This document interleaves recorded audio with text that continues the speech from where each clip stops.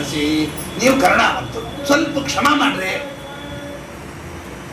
ತ್ವಯಾಪಿ ಪೂರ್ಣೋಯಂ ಅದಭ್ರ ಚಕ್ಷುಷ ನಿರೂಪಿತಾತೋ ಅನುಗ್ರಹಾಣ ಯಾಚಿತ.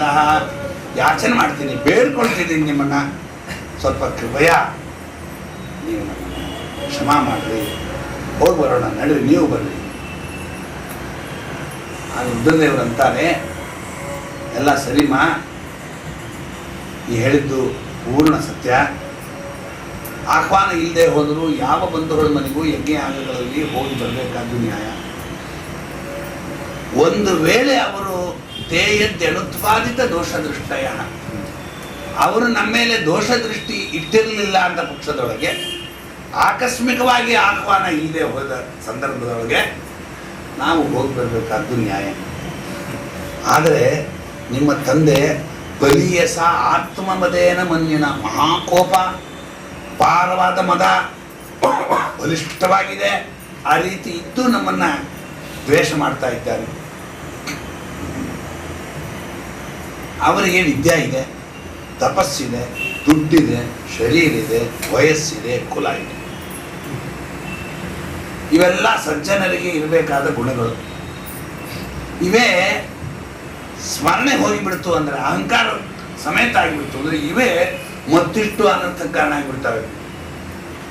ದೊಡ್ಡವರು ಚಿಕ್ಕವರು ಎಂಬ ಭಾವನೆ ನಿಮ್ಮ ತಂದೆಗೆ ಉಳಿದಿಲ್ಲ. ಈಗ ಹೋಗೋದರಿಂದ ಆ ಯಜ್ಞಕ್ಕೂ ತೊಂದರೆ. ನಿಮ್ಮ ತಂದೆ ಅಲ್ಲಿ ಯಜ್ಞ ಮಧ್ಯದಲ್ಲಿ ನಮ್ಮ ಮೇಲೆ ವ್ಯಗ್ರ ಬುದ್ಧಿಯಿಂದ ಬೈಕ್ ಬರ್ತಾನೆ.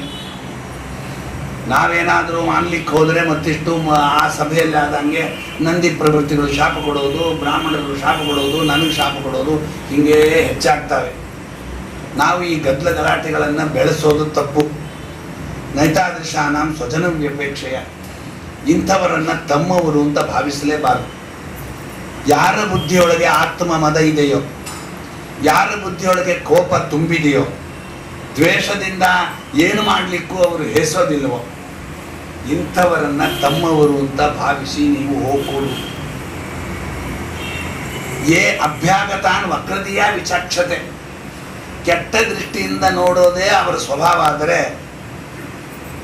ಅವರನ್ನು ನಾವು ತಂಟೆ ತಗೊಳ್ಬಾರ್ದು. ಅವರು ಶತ್ರುಗಳಿರಲಿ ಮಿತ್ರರಿರಲಿ, ಅವರನ್ನ ಸ್ವಕೀಯ ಸ್ವಾನಾಮ್ಯಥ ವಕ್ರತೆಯಾಂ ದುರುಕ್ತಿವಿ. ಇಷ್ಟಾಗಿ ಶಬ್ದಗಳಿಂದ ಕೆಟ್ಟ ಮಾತಾಡುವವರನ್ನಂತೂ ಎಂದೂ ಸಮೀಪಕ್ಕೆ ಹೋಗಬಾರ್ದು, ಅವ್ರ ಕೈಯಲ್ಲಿ ಬಯಸ್ಕೊಳ್ಳಿಕ್ಕೆ ಹೋಗಬಾರ್ದು. ಸ್ವಕೀಯರು ಎಂತ ಅಭಿಮಾನ ಮಾಡಲಿಕ್ಕೆ ಹೋದಾಗ ಬಹಳ ಅಪಮಾನ ಆಗ್ತದೆ. ಒಂದು ಅಂಶ ತಿಳಿದುಕೋ ಸಖಿ, ಯಾವ ಅಪಮಾನ ಅಪಮಾನವಾದರೆ ಒಳ್ಳೆಯದು, ಎಲ್ಲಿ ಅಪಮಾನ ಎಲ್ಲಿ ಮಾನ. ಒಂದು ಮಾತಾಡಿದ್ರೆ ಆಗಲಿ ಅಂತ ನೀ ಅಂತಿ. ಈ ಮಾತಿಗೆ ಏನರ್ಥ? ಯಾವುದೇ ಒಬ್ಬರ ನಿಂದಿಗೆ ಅಂತರ್ಯಾಮಿಯಾದವನು ಅವರಲ್ಲಿ ಪ್ರಸನ್ನನಾದ ಅಂತಂದರೆ ಅವರನ್ನು ಕುರಿತು ಸ್ತೋತ್ರ ಮಾಡಿದ್ದು ಅಂತರ್ಯಾಮಿಗೆ ಹೋಗುವಂತೆ ಅವರನ್ನು ಕುರಿತು ಮಾಡಿದ ನಿಂದಾವು ಅಂತರ್ಯಾಮಿಗೆ ಹೊರಟೋಗ್ತದೆ. ಯಾಕೆ?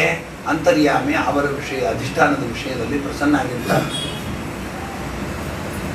ಯಾರ ಅಧಿಷ್ಠಾನದಲ್ಲಿ ವಾಸ ಮಾಡುವ ಭಗವಂತ ಅಂತರ್ಯಾಮಿ ಪ್ರಸನ್ನ ಆಗಿರ್ತಾನೋ ಅವನನ್ನ ಅಧಿಷ್ಠಾನವನ್ನು ನಿಂದ ಮಾಡಿದರು ಅದು ಅಂತರ್ಯಾಮಿ ನಿಂದೆಯಲ್ಲಿ ಪರಿಸ್ಥಾನ ಆಗ್ತದೆ. ನಾವು ಇವತ್ತು ಕೂತು ನಮ್ಮ ಭಗವಂತನನ್ನು ಬಯಸಿದಾಗ ಆಗ್ತದೆ. ಪರಮಾತ್ಮ ನಮ್ಮ ಹೃದಯದಲ್ಲಿದ್ದಾನೆ, ನೀನು ನೀನು ಅಂತ ನನ್ನನ್ನು ಕೈ ತೋರಿಸಿ ಹೇಳಿದ ಅಂದರೆ ಆ ನೀನು ಎಂಬುದರ ಶಬ್ದದ ಮುಖ್ಯ ಅರ್ಥ ಯಾರ ಅಂತಾರೆ? ಭಗವಂತ ಆಗ್ತಾನೆ. ಆ ಭಗವಂತನ ನಿಂದ ನಾವು ನಿಂತು ಮಾಡಿಸಿದಾಗ ಆಗ್ತದೆ. ಆದ್ದರಿಂದ ಈ ಕೆಲಸ ನನಗೆ ಬೇಡ. ಒಂದು ವಿಚಾರ ಹೇಳಿಬಿಟ್ರು ಅವರು ರುದ್ರದೇವರು. ನೋಡ್ರಿ, ಸಂಭಾವಿತಸ್ಯ ಸ್ವಜನಾತ್ ಪರಾಭಾವ. ನೀವು ತಿಳ್ಕೊಂಡಿದ್ದೀವಿ, ಲೌಕಿಕದಲ್ಲಿ ಯಾರೇನಂದ್ರೇನು, ಹಿಂದೆ ಮುಂದೆ ತನ್ನ ನಿಂದಿಸಿ ನುಡಿಯಲು ಕುಂದಾಗುವುದೇನು, ಹಿಂದೆ ಮುಂದೆ ತನ್ನ ವಂದಿಸಿ ನುಡಿಯಲು ಬಂದಾಗುವುದೇನು, ನಿಂದಕರಿರಬೇಕು ಜಗದೊಳಗೆ ಅಂತ ಹೀಗೆಲ್ಲ ಇಟ್ಟುಕೊಂಡು ಯಾರೇನಂದರೂ ಪರವಾಗಿಲ್ಲ ಅಂತ ಏನು ವಾದ ಮಾಡ್ತೀವಿ.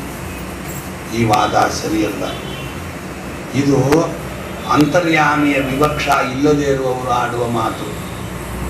ನಮ್ಮ ಭೀಮಸೇನ ದೇವರನ್ನು ಕುರಿತು ದುಶ್ಯಾಸನ ತೂ ಬರ ಅಂತ ಬೈದ. ಷಂಡತಿಲ ಅಂತ ನಿಂದಿಸಿದ. ನಿಂದೆ ಯದ್ಯಪಿ ಭೀಮಸೇನ ದೇವರಿಗೇನೆ. ಆದರೆ ಅವರು ಈ ಪಾಲಿಸಿಯನ್ನು ಉಪಯೋಗಿಸಲಿಲ್ಲ. ಯಾವ ಪಾಲಿಸಿ? ಬೈದರೆ ಬೈಕೋತಾನಪ್ಪ, ಬೈದರೆ ಬೈಕೊಂಡು ಹೋಗಿ. ಅಪಮಾನವಾದರೆ ಒಳ್ಳೆಯದು. ಅಪರೂಪ ಹರಿಸ್ಮರಣೆ ಮಾಡುವ ಸುಜನರಿಗೆ ಅಪಮಾನವಾದರೆ ಒಳಿತು. ಹೌದು, ಅಪರೂಪವಾಗಿ ಪರಮಾತ್ಮ ಸ್ಮರಣೆ ಮಾಡುವವರಿಗೆ ಒಳಿತು, ಯಾವಾಗಲೂ ಭಗವತ್ ಸ್ಮರಣೆ ಮಾಡುವವರಿಗೆ ಅದು ಒಳಿತಲ್ಲ. ಭೀಮಸೇನ ದೇವರು ಇದನ್ನೆಲ್ಲ ನೆನಪಿಸಿ ಗುದ್ದುತ್ತಾರೆ ದುಶಾಸನನನ್ನು. ತೂಬರ ಅಂದರೆ ಮೀಸೆ ಇಲ್ಲದವನು ಅಂತ ಅರ್ಥ. ಏನಿದು ಹೆಂಗೆ ಬೈದದ್ದು ಹೆಂಗಾಯ್ತು ಅಂಬುದೇ ನಂಗೆ ಗೊತ್ತಾಗಲಿಲ್ಲ. ಮೀಸೆ ಇಲ್ಲದೆ ಇರೋದು ಒಂದು ವಿಷಯ, ಆದರೆ ಕ್ಷತ್ರಿಯ ಇಲ್ಲ ಅಂತಲ್ಲ. ಮೀಸೆ ಇಲ್ಲ ಅಂತ ಹೆಂಗೆ ಬೈದೆ ಅಂದರು ಅಂತಲೇ ಗುದ್ದಿದ್ರು ಅವರು. ಈಗ ಆಲೋಚನೆ ಮಾಡಿದಾಗ ಸ್ಪಷ್ಟವಾಗಿ ಅದನ್ನೇ ನಮ್ಮ ಮರುದ್ರದೇವರು ಹೇಳ್ತಾರೆ. ಸಂಭಾವಿತಸ್ಯ ಸ್ವಜನಾತ್ ಪರಾಭವೋ ಯದಾ ಸದ್ಯೋ ಮರಣಾಯ ಕಲ್ಪತೆ. ಸಂಭಾವಿತನಾಗಿರ್ತಕ್ಕ ಮರ್ಯಾದಾದಿಂದ ಬದುಕಿದಂತಹ ಹರಿಭಕ್ತನಿಗೆ ಸ್ವಜನರಿಗೆ